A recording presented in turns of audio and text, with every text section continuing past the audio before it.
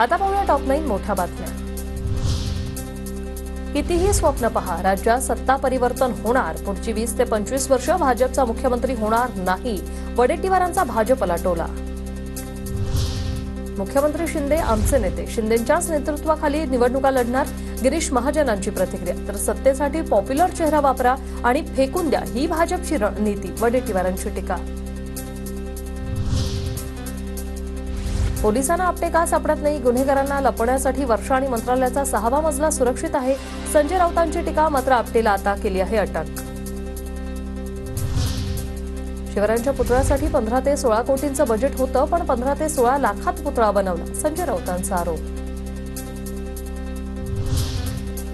जयदीप आपटे विरोधात lookout notice जारी, म्हणजे आरोपी फरार, कारवाई करण्याची जबाबदारी मुख्यमंत्र्यांना टाळता येणार नाही, शरद पवारांचं वक्तव्य। मात्र जयदीप आपटेला आताच अटक केलेली आहे।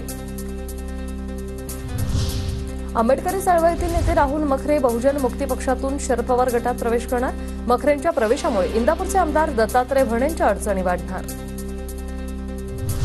महायुती सरकारचा ड्रीम प्रोजेक्ट नागपूर गोवा शक्तीपीठ महामार्ग अखेर रद्द। शक्तीपीठ महामार्ग वादाच्या भोवऱ्यात अडकल्यानं सरकारचा निर्णय, अधिसूचना रद्द करण्याच्या मुख्यमंत्र्यांकडे प्रस्ताव सादर।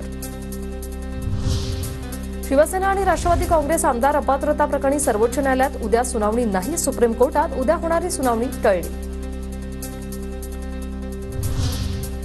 गणेशोत्सवानिमित्त राज्य सरकारकडून कोकणवासियांसाठी खास गिफ्ट। गणेशोत्सवासाठी कोकणात जाणाऱ्या चाकरमान्यांना टोल माफी, राज्य सरकारकडून 5 ते 19 सप्टेंबर दरम्यान टोल माफी।